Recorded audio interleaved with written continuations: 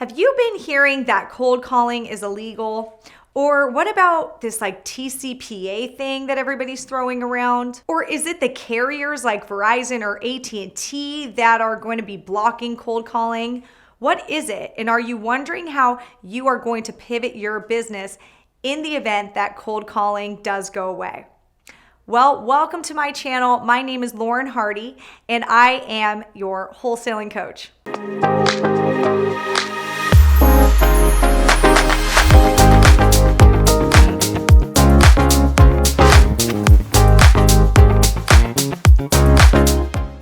Now in this video, I'm going to talk about some legal stuff. So I'm going to make it really clear. I am not giving any legal advice. I highly recommend that you speak to an attorney if you are at all curious if cold calling is legal or not. But I am going to introduce some ideas for you guys to think about because this is something that is floating around. We're hearing a lot of rumors, and I want to share what I know and give you guys some ideas, and you can go contact your attorneys and figure out the rest. In this video, I'm going to talk about TCPA compliance. I'm going to talk about what it is, and I am going to give you ideas on how you can make sure your business is compliant with TCPA laws. I'm going to get into carrier blockage, what that means, and how the phone carriers have control over your campaigns. I'm going to get into what these ideas mean and how they are going to affect your cold calling campaigns, and how you can adjust to these changes and still have a very profitable business. So first thing, what is TCPA? TCPA stands for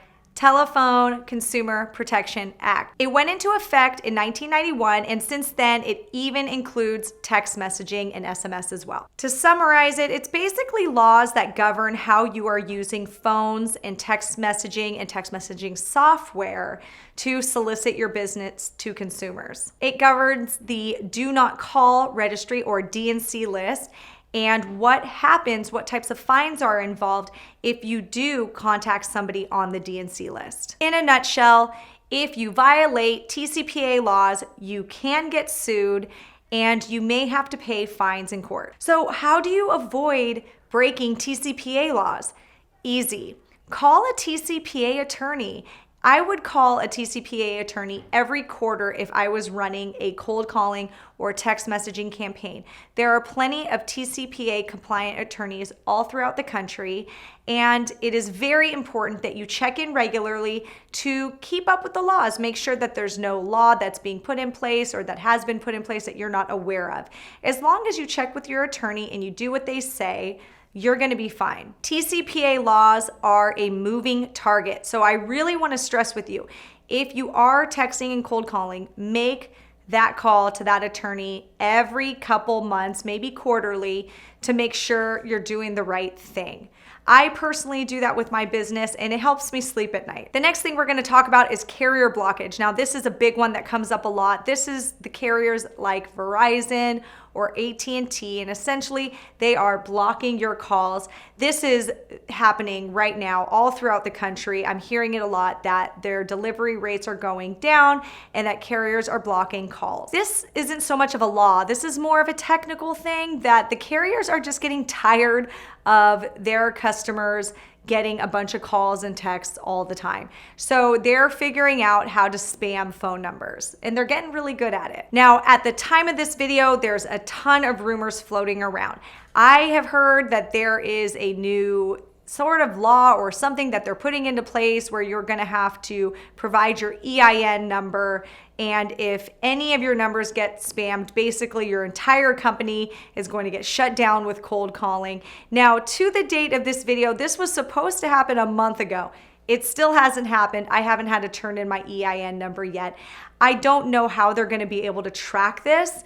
I think because this is such a new issue, even the carriers don't exactly know how they are going to track this. And the software providers that are providing dialer softwares or texting softwares, they are fighting back and pushing back. So it's a complicated issue. It's important that we stay on top of it.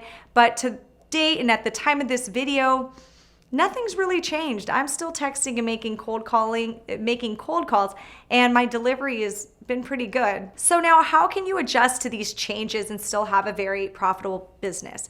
You want to make sure that you are foreseeing that cold calling and texting can be taken away, because that is a very realistic thing that could happen. So I personally have other marketing campaigns that I do as well. I have marketing campaigns such as TV ads. I utilize direct mail. If you're interested in more online forms of marketing like SEO or Facebook ads, there's still that. You need to make sure that you have other ways of getting motivated seller leads. If you don't, you might get caught where texting is going to go away. And if that's the only way you've been getting seller leads, it's going to shut your business for a while you figure it out. So instead, I would right now start getting another marketing method under your belt. Now, at the show notes of this video, I'm going to share links to different marketing methods that I use. I go to Tony Javier for my TV ads. I'll share that link below.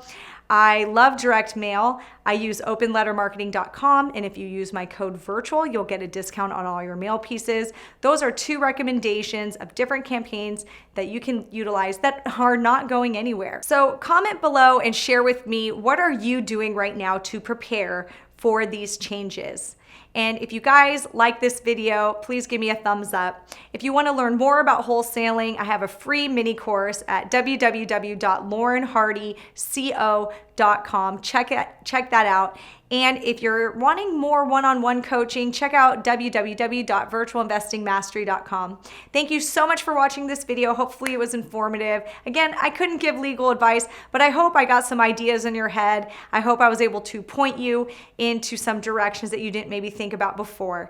Thanks so much for watching, and I'll see you next time.